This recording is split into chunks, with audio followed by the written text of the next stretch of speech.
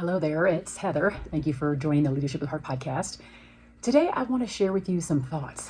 This is the 300th episode, and I want to share with you some thoughts about kind of where I was when I started this podcast in 2018 and where we are today. Culture, highlight some of my best episodes, my favorite, the top 15, but giving you some clips on a few of my very, very favorite that I would definitely tell you, go back to listen to if you didn't already hear them, but listen to them again, because there were a lot of learnings in those episodes.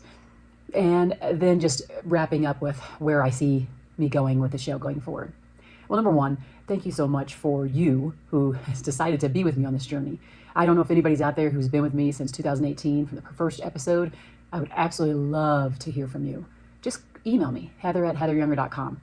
Let me know you're there, because otherwise, sometimes I'm speaking into an abyss. I have no clue who's there with me. So where was workplace culture in 2018? Well, let's just rewind what was not happening then. 2018 was pre-pandemic. It was pre-George Floyd and Black Lives Matters. It was pre kind of culture focus. So when we think about a lot of times what's been happening in the past and what's happening now and how that all is driven by the current state of affairs in workplaces, we have to think about the long haul. So we have the pandemic and it's here. And will we remember this for our lifetime? Yes. Will others remember it for their lifetime? Not sure. There were a lot of things that came out of that. A mental health crisis that's really unparalleled. More things that were heightened by people who maybe did or didn't have any mental health issues or emotional well-being issues prior to the pandemic really came out about that. And so there was a level of safety about talking about mental health during and post-pandemic, but that didn't exist before. And so it was we lost a lot of lives during the pandemic, and we gained a lot of insights. And I think we understand what our new visions were for ourselves. And so workplaces have changed. So obviously hybrid remote work became really thrust at the forefront during the pandemic, where it was the only way to do business. And people learned how to iterate, learned how to grow. You might be one of those people who really changed everything, and you did in every way you show up as a leader, as a person maybe that has even a functional role through the pandemic. And some of it we had no choice from, but after we did it, we got used to it and we liked it. And we saw that we had more balance through this whole idea of working from home. And then workplaces, we come out of it a little bit more, and workplace leaders are going, wait a second, we have all this real estate here. We need to have our team members return to the offices. And we're stuck in the middle of that now, thinking of the DEI focus in George Floyd. Again, like never before really had the focus been at the forefront of making sure that particularly those with racial diversity, had a voice, that they felt like they belong. And so, of course, leaders during that time, I remember, came out of the woodwork. Organizations that came to me asking me for help. How can we listen to our people? We want to know what we can do to help.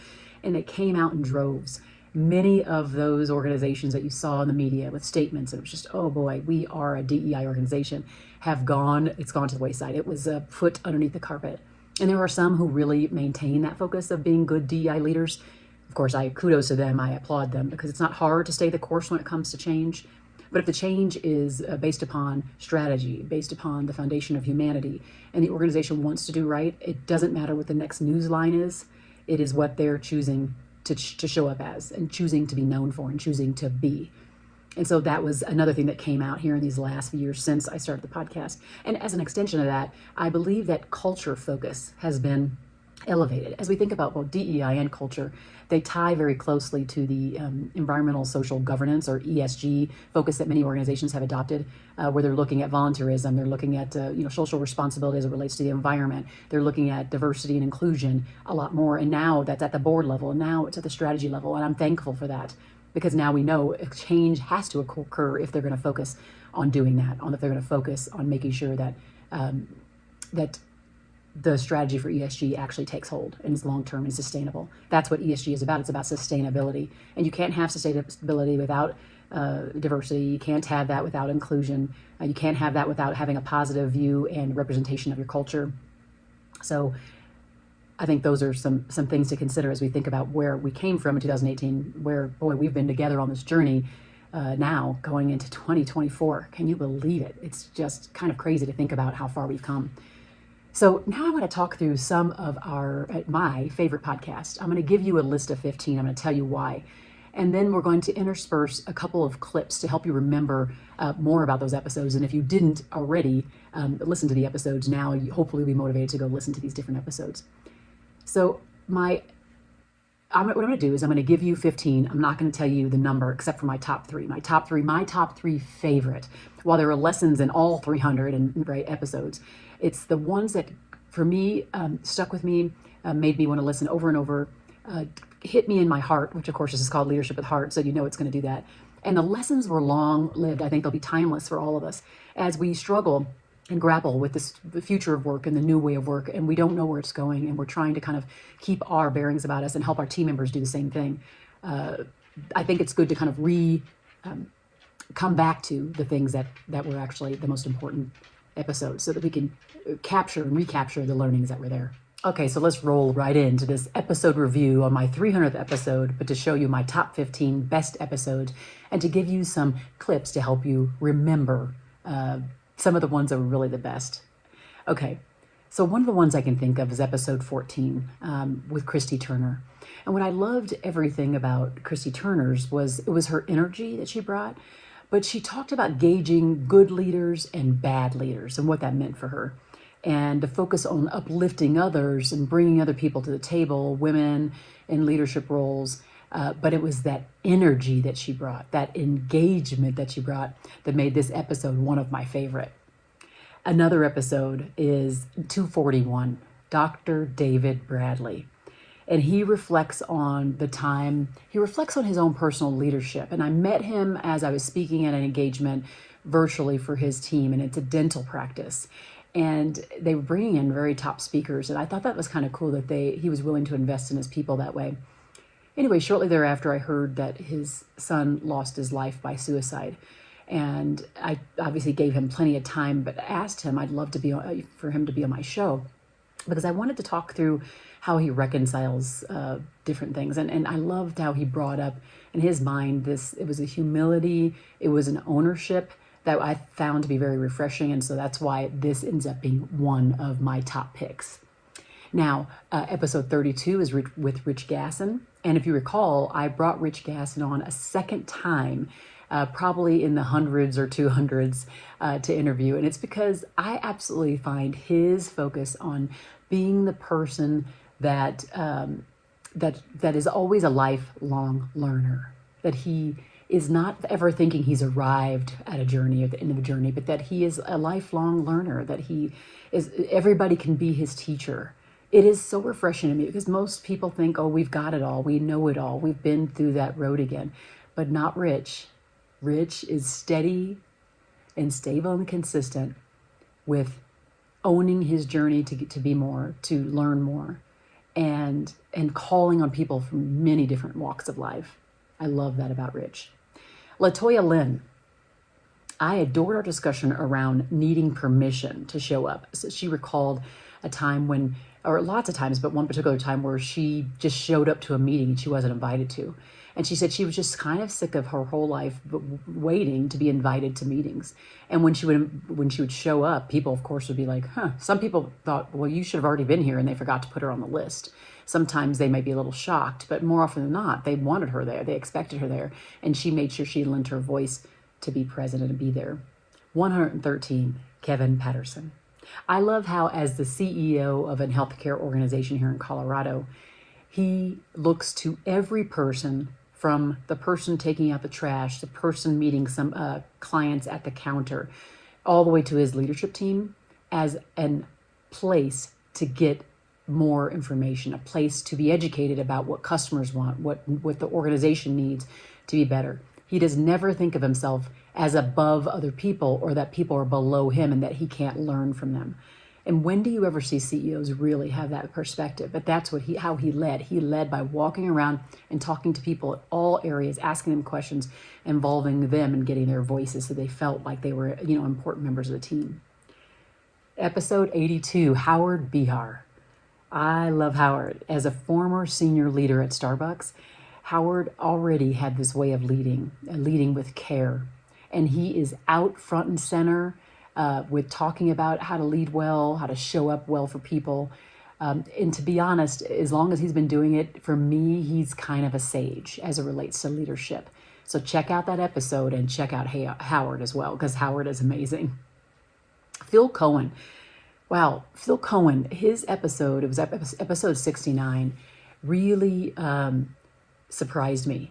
He was so strong about his faith, but I loved his view of forgiveness and grace for those who maybe had been in prison, those had just committed crimes, just done certain things. And he said, you know what, kind of everybody deserves the ability for a second chance. Everybody deserves the ability to kind of live a more full life. And just the way he would open up his organization to people who more often than not people would look at as kind of broken, and they wouldn't even want to bring him in was a very interesting thing to see. And it's one of those really heartfelt types of things. So you should really go check that out. Now what I'm going to do is I'm going to highlight for you, go ahead and listen to this clip. And the clip is from a conversation that I had with DEI classmates I had. So I during the pandemic, right after George Floyd, I decided to get certified as a diversity professional through an organization, and they were offering online training. So in my cohort, there was an amazing conversation that took place, one that at first kind of created hurt, brought back bad memories, but there were two people in the class, and one person said one thing to the other person, and it just brought in all these things. And if you could see how the relationship kind of went off the rails and then flourished thereafter, and how, if you go listen to the entire episode, how their friendship is kind of the highlight of their life now. You can see how the human dynamics, the complications that exist between humans is really super critical. And so in the clip that I'm going to give you, you'll hear some of this exchange, but I would definitely say, go ahead and make sure that you listen to the entire episode. If it's my top 3 of all of my 300 episodes. So it's worth your while going back to listen. But it's, how do we seek to understand more? How do we lean into the discomfort of maybe when we make a mistake when we're talking about maybe race issues or whatever? This is the kind of episode you want to listen to. So go ahead and listen now. Integrated a white elementary school and hearing people say very negative and derogatory things. And normally I'm able to distance myself from that. I'm not sure why it took me back there, but it took me there for a moment, and then I pulled myself back. And I could hear it in my tone. I was like, ooh, okay, pull yourself back, pull yourself back. And so by the time I finished speaking, I had shifted back to where I am today. But that's where I was coming from. And you guys had no idea. But at that moment, hearing colored people was a trigger for me. And as a leader, it has not triggered me for probably 30 years. Ooh. Yeah. I'm normally pretty good. Yeah. And I know that you did give us context when you said that. You said, and as a, someone who grew up in this era, this means this. And I think Galoo was completely, to be honest, number one, she didn't even know what you were talking about. She was completely shocked. I think she just did, because she didn't intend to say it. Of course. Right. And then it was like, what are you talking? What did I say? Like, she's just, I could see that. You're like, I'm baffled. Like, I would never say that. Like, what are you talking about? Right. So I thought that was interesting, because it was like, it was so, whatever it is, like the story in your head, whatever it was, right? Yes. It was just up and out. And it came out in such a like nonchalant way. I think that's kind of, for you, it was baffling. For all of us, it was baffling. And again, for you too, it was baffled that you even came, you're like, it didn't. No, it didn't. Okay. Well, thank you for telling me that. Sure. Did I really say that? And also, what is also important to remember, or it's important for everyone to know, is that in part of my day job, I'm a historian. So I'm really good at not presenting that. But for whatever reason, I suppose because we were talking about diversity and inclusion and equity and, all those levels, it happened. But what I also want our listeners to know is that although that happened, as I stated to everyone that was a part of our cohort group, the next day, I would be remiss if I did not say that Gobu immediately reached out to me. So in the chat, while everybody else is dealing with stuff, we were having an amazing conversation. And she apologized. She said, that was not my intent. And it helped me to relax because I froze immediately. And I was like, ooh, how am I going to deal with this? Let me get this down. I'm a professional. I'm a leader. I should not be here. So I was kind of beating myself up. And by the end of that discussion between us, I really want to say it was probably the beginning or the blossoming of a very good friendship. So the next one I want to talk about is episode 67 with Greg Wathan. And when I saw Greg Wathan, when I found out about him, I happened to just be looking on LinkedIn and I saw a man in a suit strolling around a baby in a stroller. And the caption was written by his VP of marketing. And it was basically, he's the CEO of this company. And she said, wow, like, who does this? Have you ever seen a CEO who will be willing to put aside what they have to do and their humility to go and roll around my baby as I'm in a meeting because I needed to go to an important meeting and I didn't have daycare that day? I'm thinking to myself, I have got to talk to this man. And I did. And Greg really talked about this idea of, having a willingness to step up when someone below him or someone on his team needed him, irrespective of the hierarchy, and asking tough questions of people because he wanted to get to the truth of what they needed from him as the leader. It's very inspiring. So I would absolutely check that out. If that's a message or something that you find to be really interesting. Here's another video clip I want you to listen to. And this one, I love it. This is from episode 237, Captain Mark Hardcastle. And he is the captain with the United Airlines. And if you've already listened to this, you'll remember, but if not, that's okay. I was at the airport coming home, and I was leaving. It was a tough time because my father had passed, and I was trying to wrap up some things on his estate. And I'm sitting in the airport with all the other people, and all of a sudden I hear this loud noise come over kind of a microphone. And it's Captain Hardcastle with his full uniform and his hat on.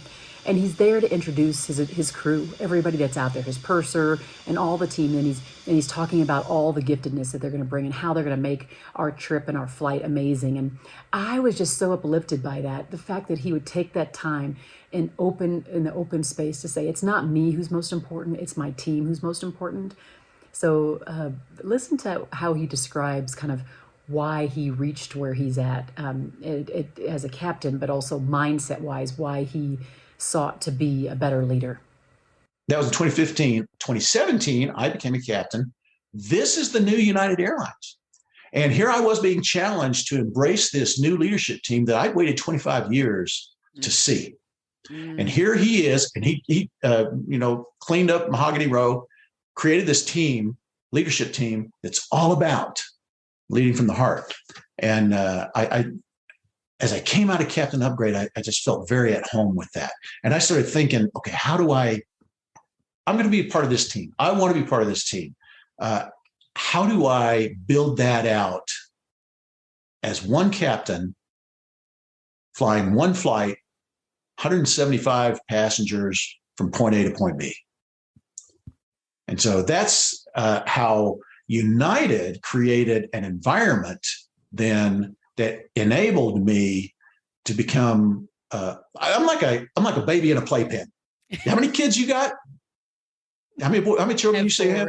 4. So you had a playpen when they were small. Yep. You put them in the playpen. You throw all the toys in there, and for a while they bounce against the walls of the playpen, wanting to get out, right? But then they realize they're not going anywhere. So let's make the best of this, right? So you've thrown in all these toys, and they have complete freedom inside the walls of that playpen to play with whichever toy they want to play with. All of them, none of them. They can sit there and suck their thumb. They take a nap. They can do whatever they want to do inside the boundaries of the playpen. Well, I have boundaries, the Federal Aviation Regulations, company policy, but within that policy, within that playpen, I've got all these toys. How do I want to play with these toys? And so I've spent some time thinking about what I want to create with these toys to ease my passenger's journey. And then there is Jennifer Butler. She gives my number 13 pick. And what I love most about Jennifer was her vulnerability. She started about talking about a new leadership position she was in. and that she was faking like she had it all figured out. And she was trying to fake it to her team, but her team had a whole bunch more longevity in the positions they were in the organization. And so she had to eat crow at some point because she was messing it up. And she had gotten a lot of feedback, and she was willing to get the feedback and come forth with her team and let them know, you know what, I don't have it all figured out. I do need you. So if you're in a place where you feel like you are someone who wants to try to take it all by yourself, and you want to try to fake it or act like you have a bat cape and you can do it all by yourself, this episode is going to be a beauty for you. And then there was Andy Books, and I love the way he owned the customer experience. And he did it by his behaviors as a leader and as a member of the team. How much that he saw his role, no matter if he had a senior title, as someone who was going to be there to listen to his customers. And you can hear, it was my first ever interview on the podcast, but you could hear all the heart that's seen through. And I knew at that moment, right with Andy, that I was doing the right thing with this show, that I was kind of evangelizing this message of carrying leadership and leadership with heart. And he was the first leader, and I was super proud to have him be the first. And then the number 15 one, before I go to my number one pick, was Jim Reuter. And I love Jim because he's the president and CEO of First Bank, which has been one of my longer term clients here and in Colorado. And what I loved about Jim really was the fact that he was an open and accessible CEO. He would always come down to the front and walk through the building, go get coffee in the cafeteria, so that he would always be able to run into new people, talk to different people, show them that they're important. And his focus was always about including more. He wasn't trying to do it all himself. He was just expanding the circle, listening to the feedback, making the organization better. I was so impressed with him. I'm going to get him on here again because after you listen to this episode, you will be impressed with him as well. Because there are very few CEOs who really show up in such a inclusive, open, and accessible way. And this is something that we could all learn. We could learn from Jim, from the ability to make sure that we are bringing more people in, not excluding, not siloizing things, but trying to get to the bottom of what everybody needs and to make everybody feel important, from the person down just taking phone calls to the one that's at the very top of their senior leadership team. He provides an amazing example. And finally, my number one podcast pick for the last 300 episodes is Cynthia Grant. Listen to this clip. You're going to love her vulnerability, her openness to share, and her focus on her purpose and her mission, and how her mission in life actually stemmed from the adversity she faced as a child, and how she decides then that how she shows up at work and how she shows up at home has to be 100% aligned, has to be authentic, has to be congruent with where she came from. She never forgets where she came from because that defines who she is as a leader. This episode, I'm telling you, will get you all these three that I've just given you the clips from. If you go listen to at least these three, but the top 15, I have taken my time to handpick these. Go listen to these leaders. They embody leadership with heart. They embody caring leadership, but you will see in every episode, I bring up where they were not their best. And it's important to know that this journey is not a journey of perfection. It's one of continuous improvement. I also think that what drives me as a leader and where that comes from, the second part of that comes from my past. And so when I was a child, my parents had a really difficult time. And I'm a licensed clinical social worker, and obviously you heard me say I work in the behavioral health field. Well, I didn't land here by accident. There was substance use, mental illness, domestic violence, and a lot of neglect by my parents in terms of their responsibilities. So much so to the point that my brother and I were ultimately removed from the home by the Department of Human Services. And I'm not going to go deep or get into therapy or anything like that, but I watched my parents struggle and try and figure out how to parent and to partner one another at the same time. Their own work fell by the wayside. There were long periods of instability and unemployment in my family. And so my response from a very young age was to step up and to work both at home, caring for my brother, at school, and with jobs. And I know that my parents were doing the best that they could, but I had to grieve the fact that my parents were not going to be who I needed them to be. And so if you think about how when you get support from other people, you really do, I was able to find a way to be resilient in the face of adversity, and how to channel the struggles that I was having into some type of person and purpose. And I really learned that if you commit yourself to a role that has meaning and you give it your all, for me, that things are going to be okay. And that's really a driver for me today, and it's probably representative of my belief in how I lead, with that connection, with trust, with being authentic, a belief in good intentions, that people are doing the best that they can. And when you put your every being into that work, then I really think that we have the best success at leading others. I know. I'm like, should I tell her? Should I not? It is so but rich I think that it's very, it's amazing. very consistent. It's part of who I am. It's my background. It's been in my bones for a long time. I've been taking care of people, clients, organization, coworkers. That's part of who I am, and I'm proud of that. That is a wrap when it comes to the top 300. And now I want to just talk to you just a little bit, kind of things I've learned as I have interviewed these people, more than what you found in my Art of Caring Leadership book or the Art of Active Listening book. This one is different. This is kind of the overarching view, kind of more philosophical things or things that will help me in my journey. So I've learned just as much as you have if you've been listening for a while. And if you listen to one episode, I learned just as much, if not more, because I get to sit across from these amazing people. So here's one thing I learned. Don't try to fit the discussion into a tiny package, because people aren't like that. People are complex.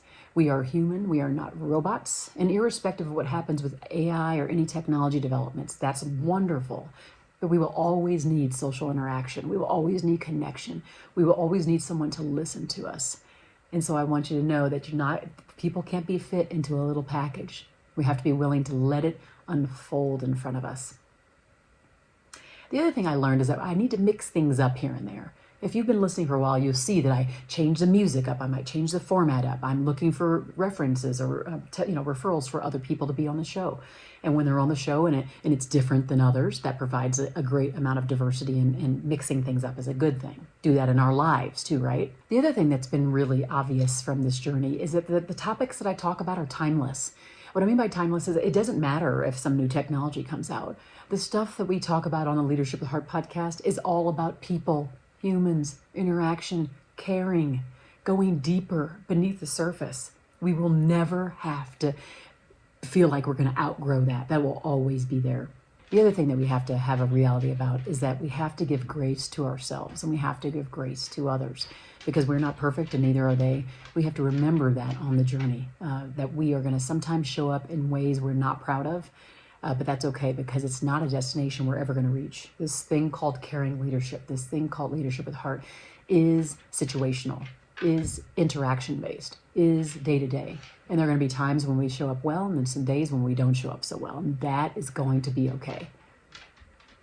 And I would say the last real big aha for me in my entire career on social media, in my business, with my kids, with my clients, with my friends, with this podcast, with the work that I do and with organizations do, consistency is key. Both as, again, my time here and in the world. I have been consistently putting out a show every week, whether as an interview or as my time spent with just you. That consistency has bear great fruit. The fruit has been big, and it's been big. There's been some business that I've had, some people, lots of relationships that I have that I didn't have before. There's exposure that this Leadership with Heart concept has been elevated in the world because of this show.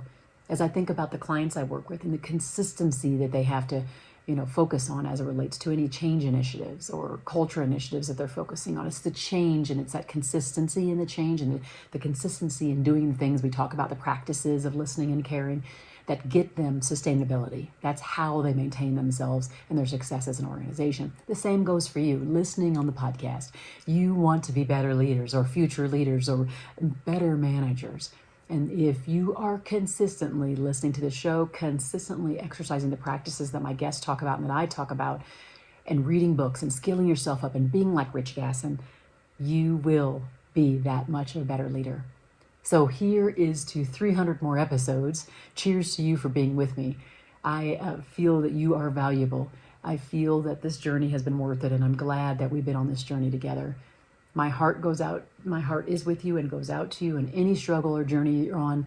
You can always reach out with questions. I'm always going to be here because you've been loyal to me. I'm loyal to you. The next 300 are going to be what we make them. Don't forget to send me referrals on people you think would be amazing.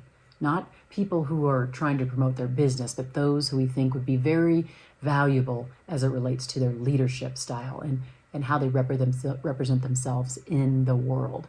I'm interested in talking to them for your benefit and for those who you refer to this podcast's benefit. But I want to thank you so much. I hope that we continue to add value. Please provide feedback. I take it. Of course, I'd be a hypocrite if I didn't. And I appreciate you from the bottom of my heart. Thank you for all these years listening to the Leadership with Heart podcast. Be well, friends.